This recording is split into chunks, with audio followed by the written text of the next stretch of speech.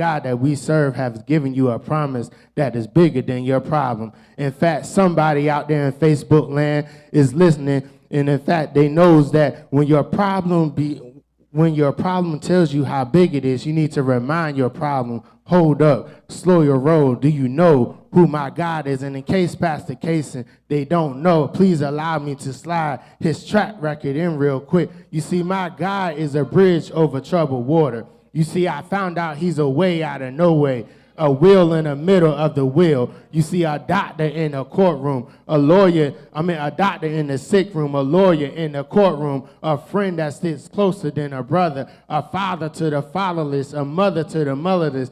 But what I learned most about him last year is that he's a giant killer. And the truth of the matter is that life will serve you giant-sized problems, but the good news is that God can handle it. You see, he can handle your problem. He can handle your situation. He can handle your finances. He can handle the many issues in school. He can handle the folks on your job. He can handle the folks who can't stand you. He can handle the bullies that pick on you. Somebody yell, God can handle it.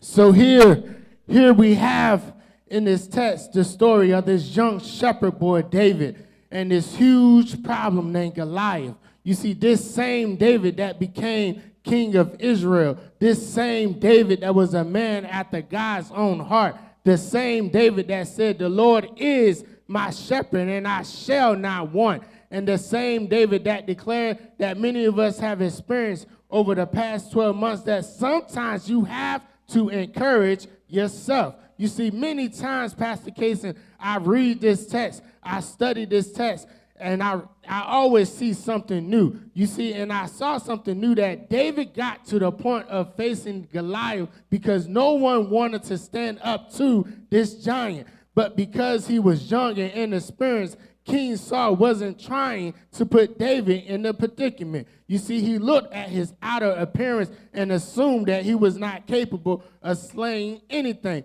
But David said to Saul, I have had to fight lions and bears to protect my father's sheep. God, keep me safe now, and he will keep me safe then.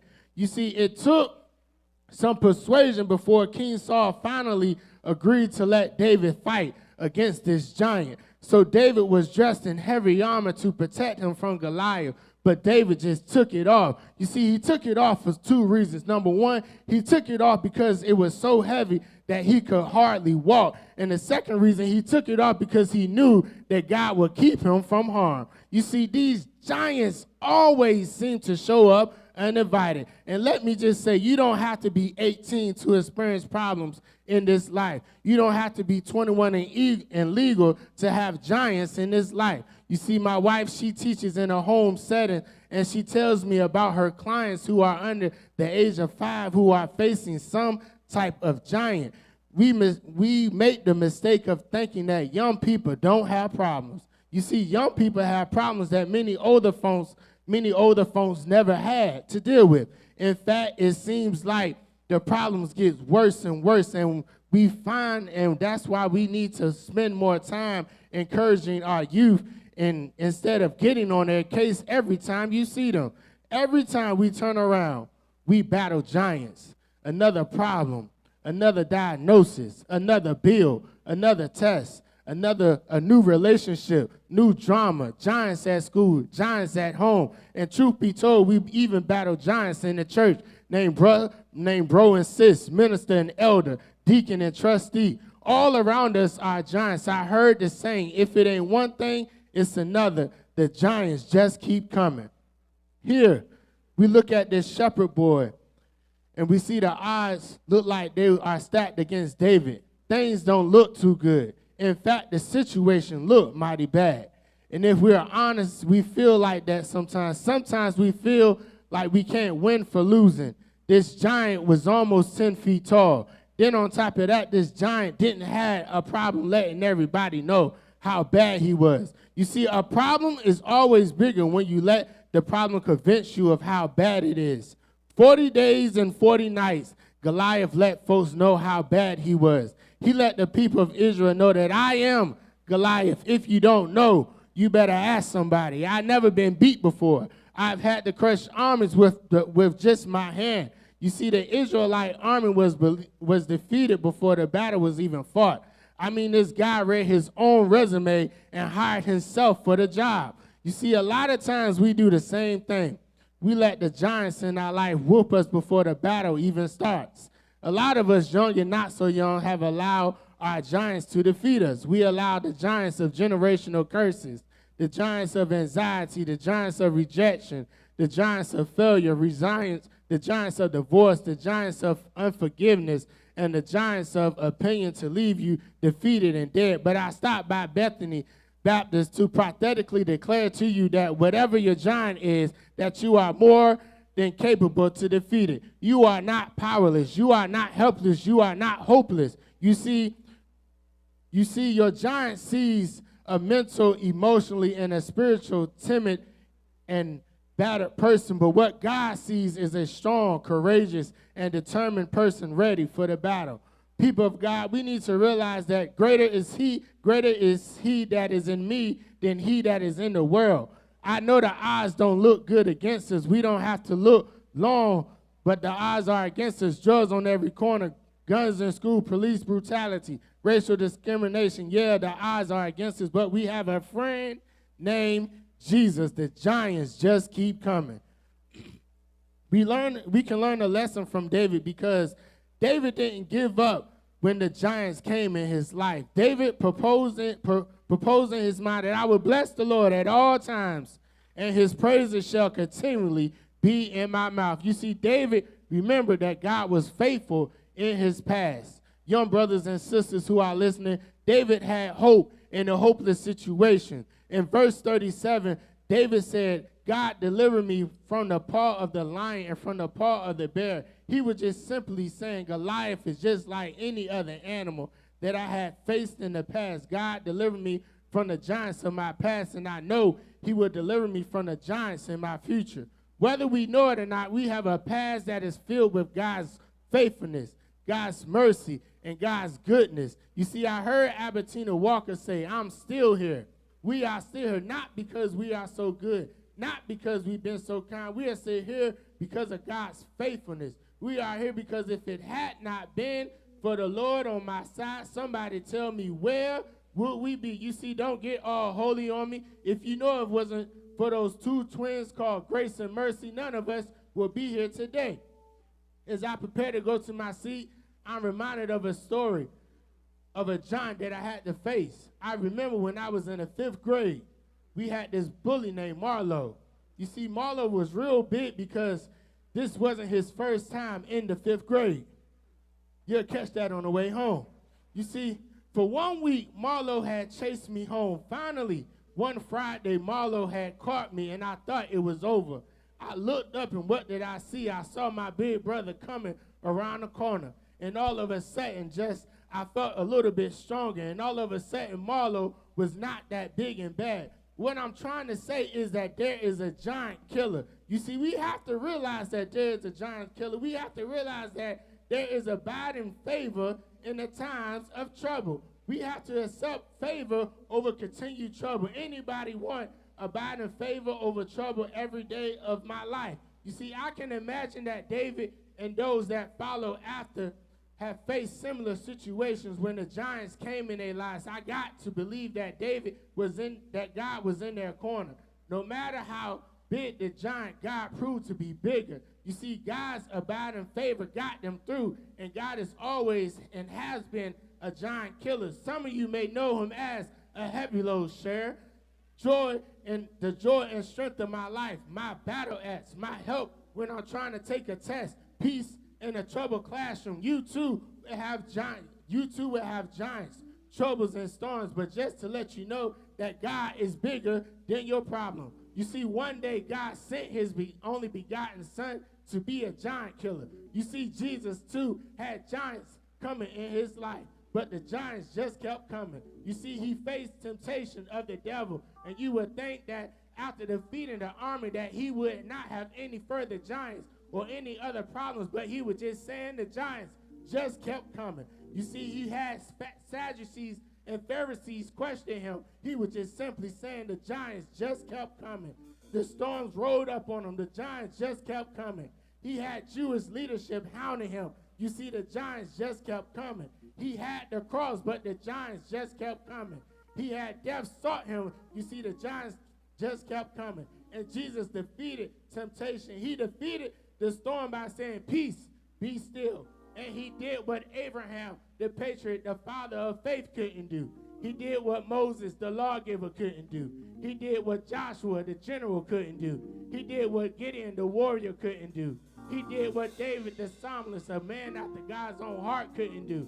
He did what Samuel, Isaiah, and the other prophets couldn't do. He did what John the Baptist and the voice of the wilderness couldn't do. He defeated the giant and that had won every fight. You see, he defeated the giant that thought he was unbeatable. He defeated the giants who have claimed so many victims. You see, he went down in that borrowed tomb. But early Sunday morning, the Rose of Sharon got up. The Lily of the Valley got up. The Lamb of God got up.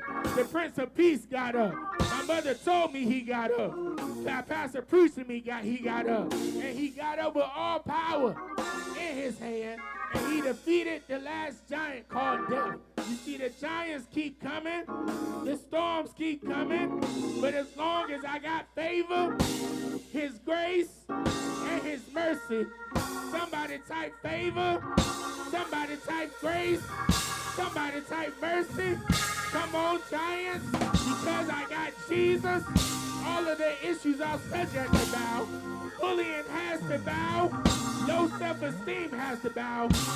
Diabetes has to bow. Depression has to bow. Mental illness has to bow. Offensive government has to bow. Corrupt school systems has to bow. Generational curses has to bow. Sickness has to bow. Haterism has to bow. No weapon formed against me shall prosper. You see, to finish my story about Big Bad Marlo, I stood there nervous and unsure of how I would get to the ring of fire of safety from my brother and from my house. I knew that regardless, I would have to face my fight. You see, Marlo stood there calling me all type of names in a vocabulary that my mother told me I better not repeat in her presence. And all of the kids stood there encouraging Marlo to fight me. So I stood there and I never said a word. When Marlo walked up swinging, I remember the lessons my brother taught me when we would play fight in the house. I remember just looking over to him, looking my brothers in the eye, and we shared a head nod that just meant handle your business. And in my Kevin Hart voice, it would just simply means it's about to go down. You see, Marlo stepped up with his fist clenched, ready to go. And I stood there, cool, calm, collected, and quiet, and focused. You see, Marlo focused on the enthusement of the crowd, but I focused on the target. What you mean by that, preacher? I'm glad you asked. You see, many times when the Giants comes, we lose focus, and we give advantage too. But in the midst of the battle, we have to keep on looking to the hills from which cometh my help, because my help coming from the Lord. You see, when Marlo went to swinging, I went to ducking. You see, he was throwing jab after jab and connected with the air each time. You see, he fought the air so much that he became tired.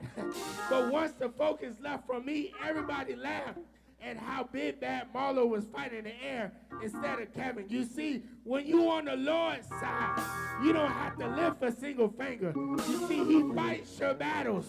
He covers you. He protects you. And when the Giants come, all you got to do is just bob and weave. Bob and weave. You see, some people call it a holy dance. Some people call it a huck and buck. But I just simply call it praise.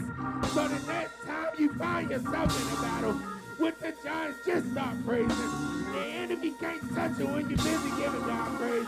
The enemy, the issues will get tired of attacking you because you're busy giving God praise. Those people will get tired of lying on you because you're busy giving God praise. Those doctors will not understand why the treatments are not working because you're busy giving God some praise. I found out when the blessings go up, praises go down. When the praises go up, blessings come down. See, giants die. And when we get to the end of the story, I found out David conquered the giant and he killed Goliath. What makes you think you can't do the same? You a giant killer and you guilty as charged. You killed the thoughts of self-esteem. You killed the impression that your music's like your daddy. You killed the stigma of not getting help for your mental health. And it's time to celebrate your victory. Because victory is won. Grab your neighbor and point to yourself and say, I came to celebrate my victory.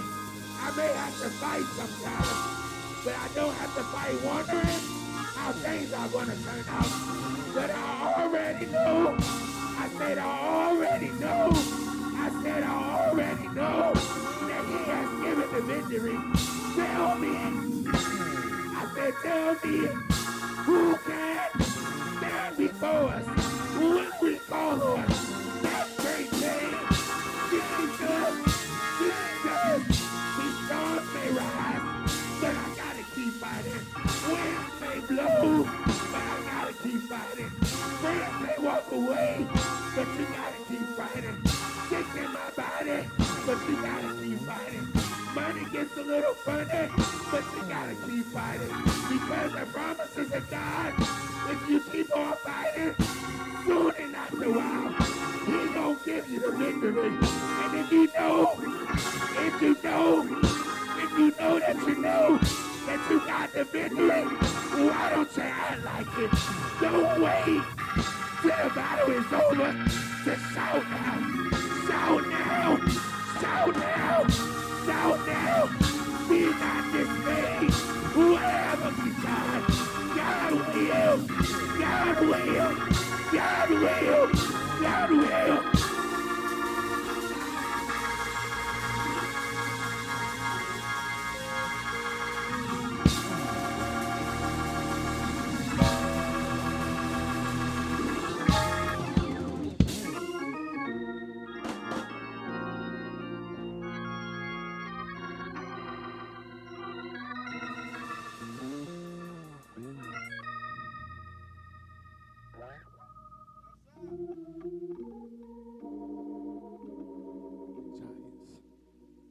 Just keep coming.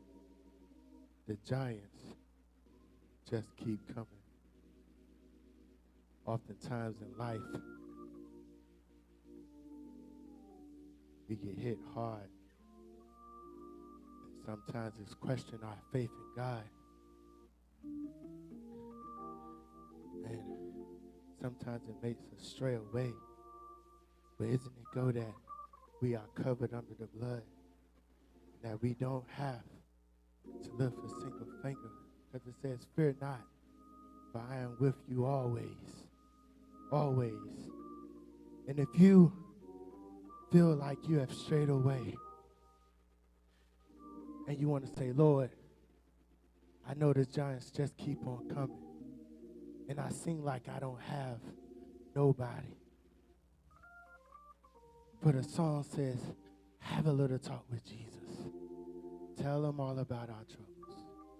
So if you feel like that is you, may there be one. Romans 10:9 says, if thou shalt confess with thy mouth and believe in thy heart.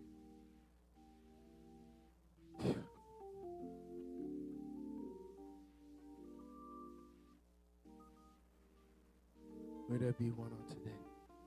And if not, allow me to tell one of my many testimonies. I remember years ago when I was in and out of the hospital. I just went for a routine checkup. And I had to get blood work in. They said something in your blood doesn't look good. And I'm like, okay, whatever. It is what it is.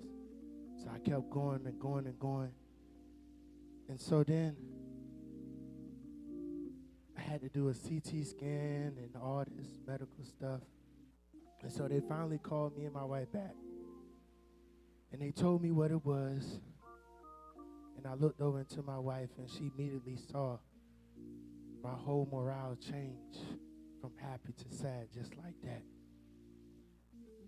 And while battling this giant,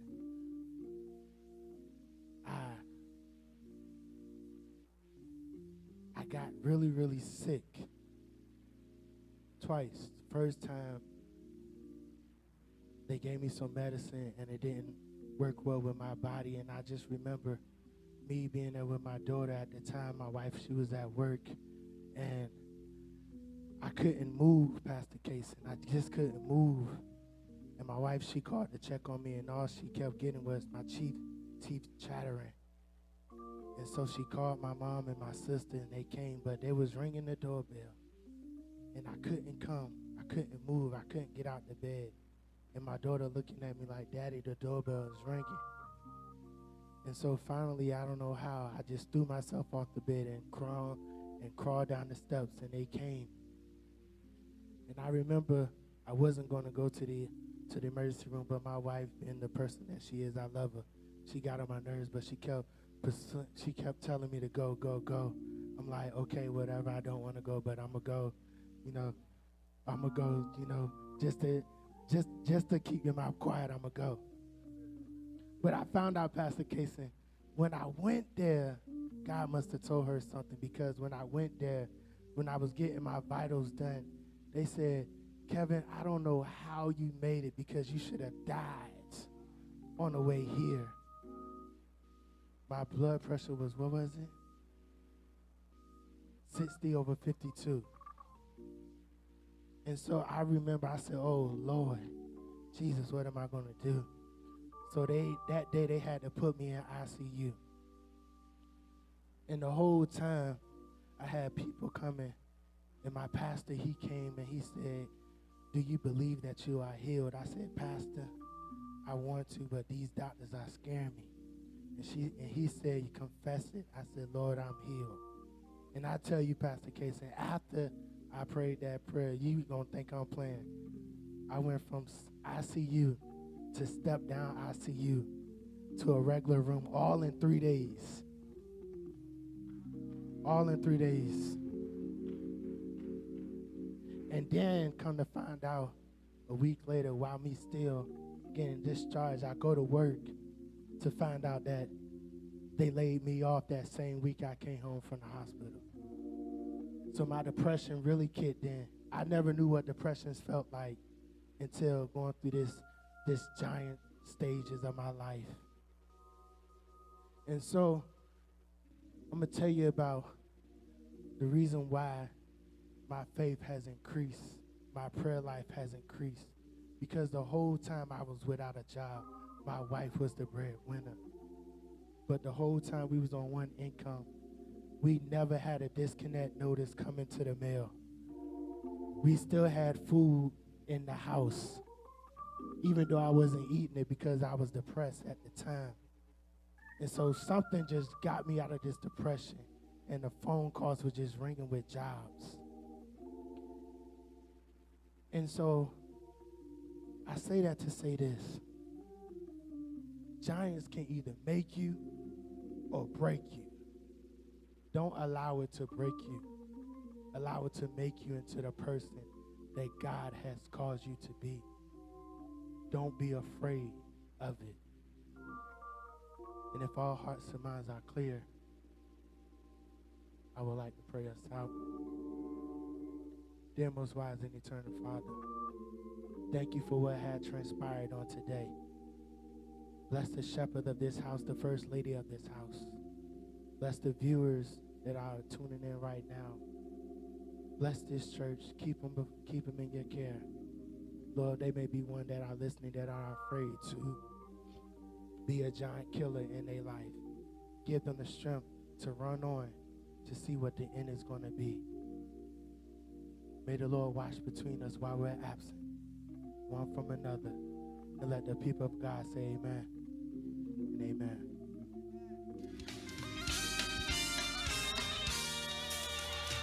God bless you, and thank you for worshiping with us through our virtual worship.